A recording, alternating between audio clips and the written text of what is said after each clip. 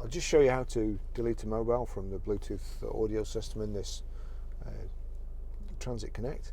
So from any screen you can either click on phone, or if you want to go to menu, do it the long way, the hard way, sync settings, click OK. You've got Bluetooth there. Now if for any reason you can't get Bluetooth on your phone, just make sure there's a tick there in Bluetooth on. So basically, there you go, there's no tick, so we'll tick that, Bluetooth on, and then just scroll down. You've got Bluetooth devices there. So there's an arrow to the right, click the arrow to the right, and that gives you the phones that you can delete. So these 3 phones: add, delete, or connect. So add, delete, connect, and then there's a spare one there. These buttons here correspond to the instructions on the bottom. So we'll delete the top one. Do you want to? You've got to confirm yes. So did I do that wrong? Delete.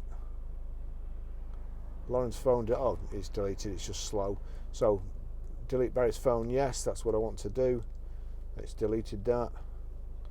May as well clean the whole lot while we're doing it. So